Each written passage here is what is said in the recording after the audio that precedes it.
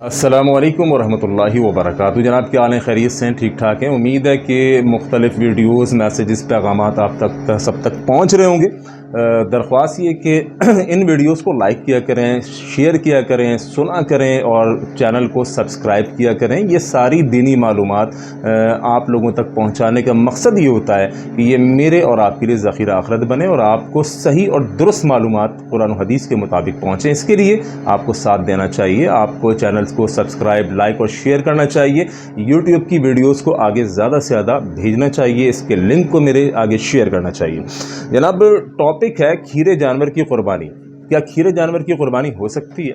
और ये सारे उन्वानात, ये सारे टॉपिक्स जनाब ईद उल अज़हा के करीब सामने आ रहे होते हैं और मुख्तलिफ सवालात हो रहे होते हैं। इसी तरह भैंस की कुर्बानी जायज़ है कि नहीं है, खीरे जानवर की कुर्बानी जायज़ है कि नहीं है, एक साला बकरी की कुर्बानी जायज़ है या नहीं है। बहुत सारे मसले जनाब आली ईद के दिनों में निकल कर सामने आते हैं और हमें उर्फ़ आम में, आम लैंग्वेज में जो कहते हैं पंगा लेने की आदत, तो पंगा लेने की आदत तो हमारी माशाल्लाह बेहतरीन है इस कौम की। और इस तरह मुख्तलिफ़ नए नए मसाइल और मुख्तलिफ़ मसलों के अंदर पड़ना वो हमारा एक शेवा बन चुका है। हालांकि जब दो दांता जानवर आराम से मिलता है और गाय बकरे ये सब कुछ आराम से मिलता है, उस मौके पे ये बातें करना कि एक साला बकरी की कुर्बानी भी हदीस में आई है और इसी तरह कि खीरे जानवर की कुर्बानी भी हदीस में आई है, बिल्कुल आई है। लेकिन क्या इसके ऊपर अल्लाह के नबी अलैहिस्सलातु वस्सलाम का मुस्तकिल अमल था, है या हुक्म है? तो आइए किताब व सुन्नत से हम देखते हैं।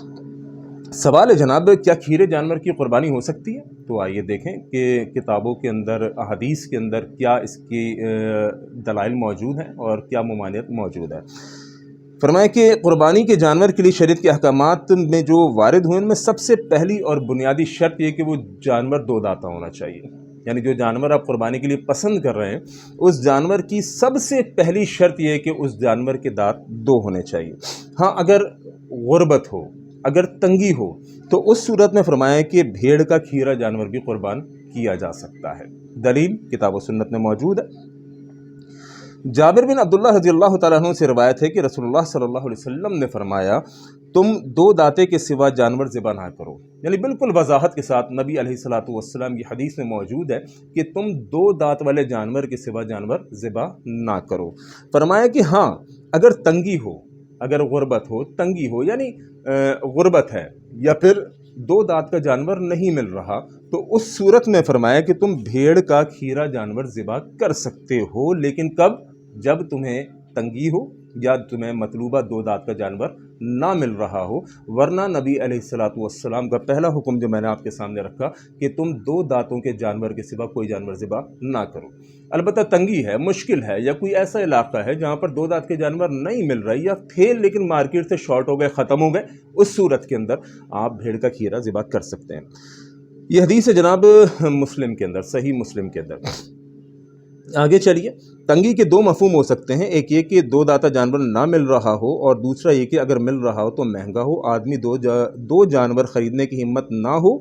और फरमाए इन दोनों सूरत हाल में बहरहाल भेड़ का खीरा कुर्बान किया जा सकता है।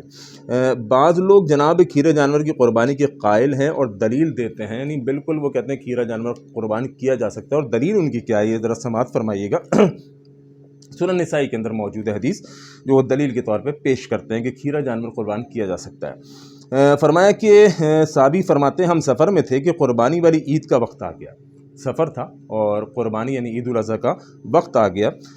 हम में से हर कोई दो या तीन खीरों के बदले दो दाता ख़रीदने लगा। तो एक शख्स ने हमसे बयान किया कि हम रसूलुल्लाह सल्लल्लाहु अलैहि वसल्लम के साथ सफ़र में थे, ये दिन आ गया, यानी कुर्बानी का दिन आ गया। तो हर शख्स दो या तीन खीरों के बदले दो दाता तलब करने लगा। तो रसूलुल्लाह सल्लल्लाहु अलैहि वसल्लम ने फरमाया, बेशक खीरा इस काम पर पूरा उतरता है जिस काम पर दो दाता पूरा उतरता है। ये सुनन निसाई के अंदर हदीस मौजूद है।